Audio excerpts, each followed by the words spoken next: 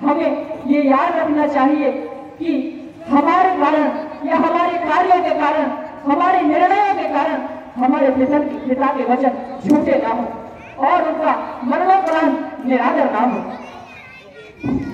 मानत में सागर सुनिए करिए विचार वो, करब साधु मत लोक मत अपने निगम निचोड़। हे भाई भरत, किसी पितु वचन पूरा करने है मेरे शरीर का त्याग किया, दे दिया शरीर किंतु फिर भी निज वचनों का अनुराग किया।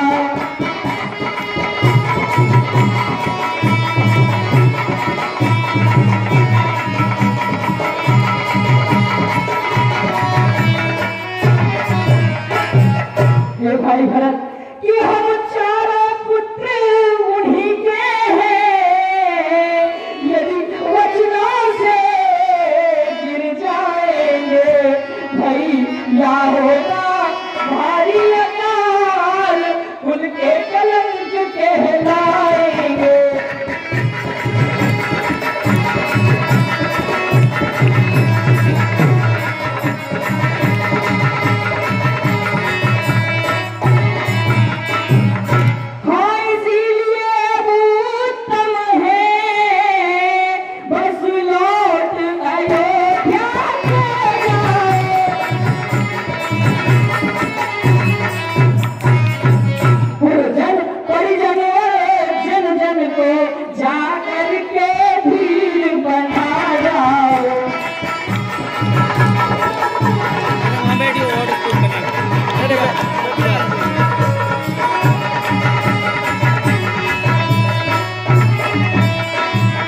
और मेरे प्यारे भरत कि तुम सब प्रकार से लायक हो,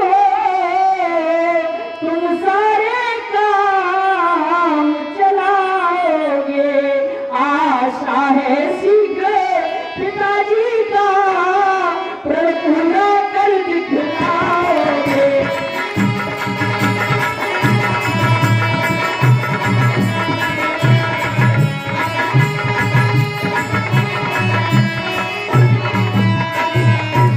भाई भरत, मुझे तुम पर अत्यंत ही विश्वास है, तुम पिताजी के प्रण को क्यों न रखोगे।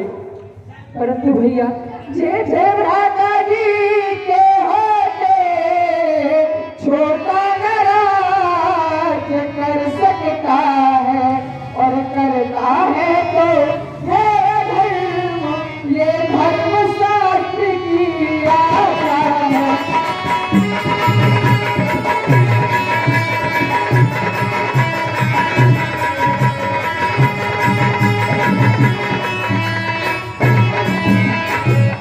परंतु भैया यदि ज्येष्ठ भ्राता के होते छोटा राज्य करता है तो यह तो अधर्म की बात होगी भैया। हे भाई भरत, हमें अपने अपने धर्म का निर्वहन करना चाहिए, इस समय ऐसी भावनाओं में नहीं रहना चाहिए। हे भाई भरत, तुम्हें ध्यान रखना चाहिए कि धर्म व्यापार नहीं होता जिसका वस्तुओं की भांति अदल बदल कर लिया जाए। हे भाई, धर्म तो अत्यधिक कठोर होता है और व्यक्तिगत होता है।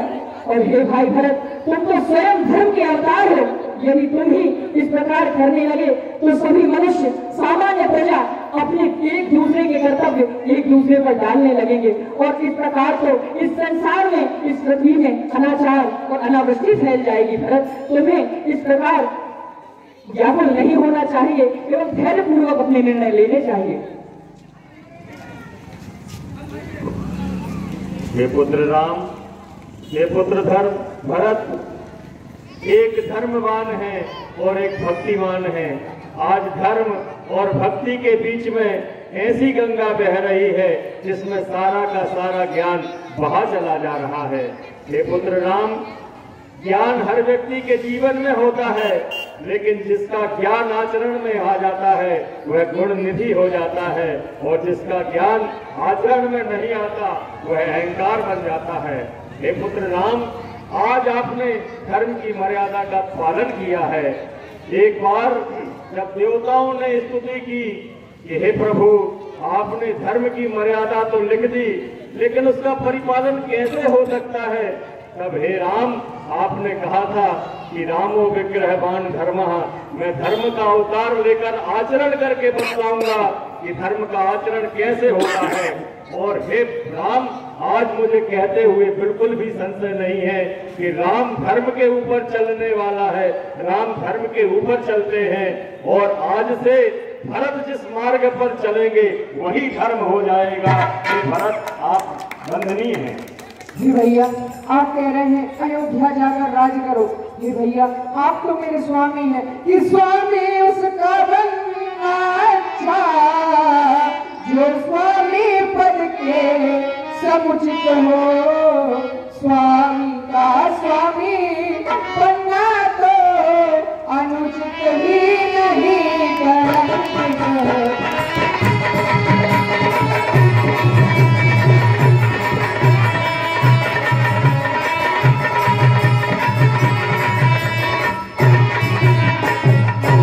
भैया, स्वामी उसका बनना अच्छा होता है जो स्वामी पद के समुचित हो।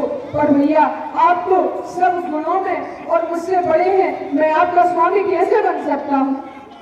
हे भाई भरत, गुरुदेव सत्य ही कहते हैं कि तुम्हारी भक्ति के इस भाव में हमारी भावनाएं और हमारे जो विचार हैं और हमारे निर्णय सारे के सारे बहे जा रहे हैं। हे भाई, मैं तुम्हारे अनुग्रह को सहर्ष स्वीकार करता हूँ, परंतु 14 वर्षों तक मेरे इस राज्य को तुम ही चलाओगे। उसके बाद आकर मैं तुमसे ये मेरा राज्य ले लूंगा। परंतु भैया, जो ज्येष्ठ अवध के राजा हैं वो अवध का राज करे। शत्रुघ्न सहित हम दो भाई वन में रहने का कार्य करें।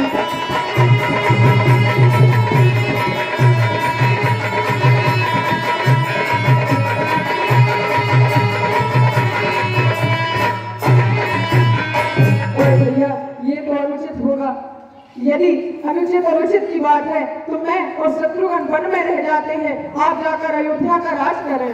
हे मेरे प्यारे भरत, मैं तुम्हें फिर समझाता हूँ कि धर्म व्यापार नहीं होता भरत, जिसका वस्तुओं की तरह फेर बदल कर लिया जाए।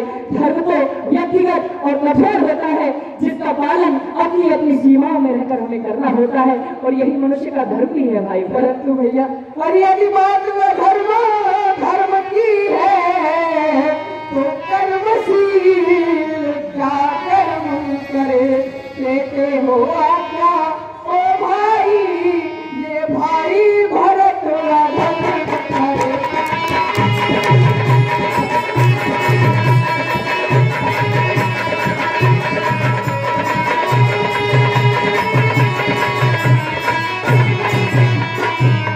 भैया, यदि अधर्म और धर्म की बात है तो आपका ये छोटा भाई भरत क्या करे?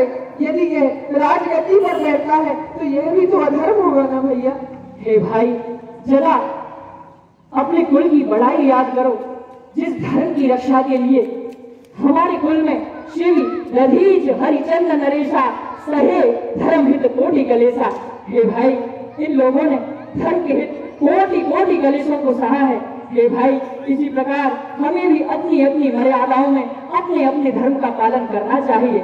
हे भाई भरत, यदि तुम ही इस प्रकार अनुचित और उचित का विचार करने बिना निर्णय करने बैठ गए तो इस संसार में धर्म की धुरी का क्या होगा भाई, जिसे तुम अपने ऊपर स्थापित करे हुए हो। हे भैया, ना मैं धर्म जानता हूँ, ना अर्थ काम मोक्ष, मैं सबको नहीं जानता भैया, मैं तो सिर्फ आपको जानता हूँ।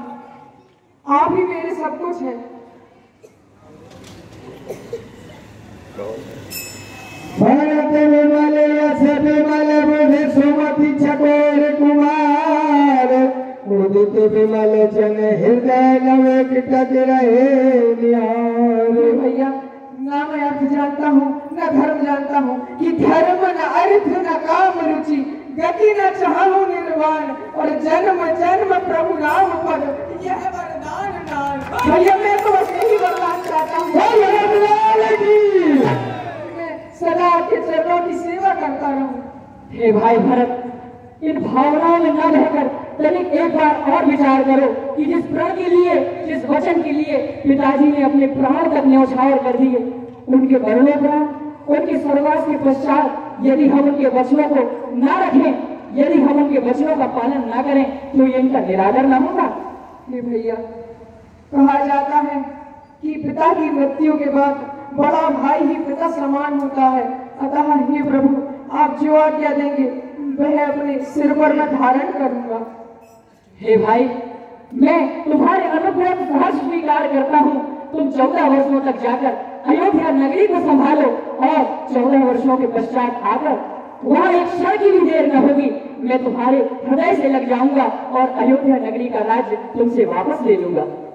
जो आज्ञा प्रभु। हे पुत्र भरत, वह जो अयोध्या का सिंहासन जिसको पाने के लिए देवता भी ललायित होते हैं, उस सिंहासन को आप दोनों तृण के समान त्याग देना चाहते हो, ये आप दोनों का बहुत बड़प्पन है। हे पुत्र भरत, केवल हमारी इच्छा ही हमारे स्वामी के सामने नहीं चलती।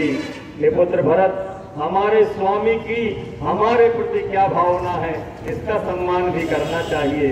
इसलिए राम का जो वचन है वह आपको स्वीकार कर लेना चाहिए। जो आज्ञा गुरुदेव। हे भैया, अब मुझे आप कुछ ऐसा अवलंबन दो जिससे ये 14 वर्ष की अवधि में बिता सकूं। हे भाई लक्ष्मण।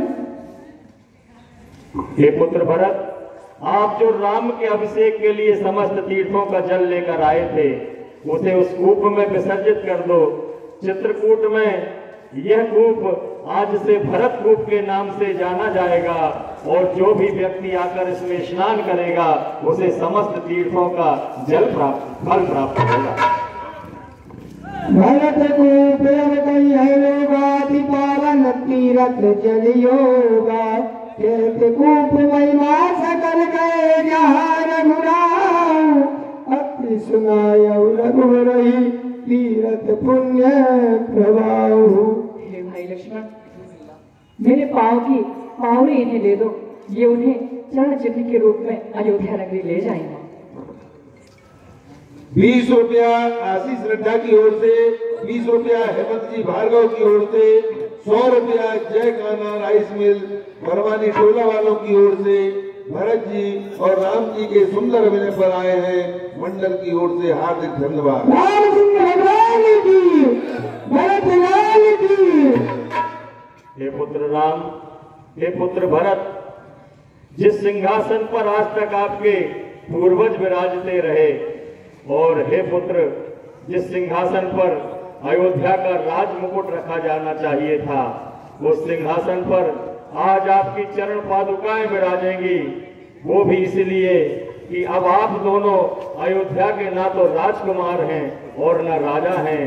हे पुत्र, आज से आप दोनों संत हो गए हैं और संतों की चरण पादुकाएं सिंहासन पर विराजमान होकर उसकी शोभा बढ़ा देती हैं। हे पुत्र, आज से ये शोभा बढ़ा। भगवान की। परंतु भैया, यदि 14 वर्ष की अवधि बीतने के एक क्षण बाद भी दिया पाएंगे तो आप अपने दास की जलती हुई चिता देखेंगे। नहीं भरत, अगले एक क्षण की भी देरी नहीं होगी, एक क्षण की भी देरी नहीं होगी।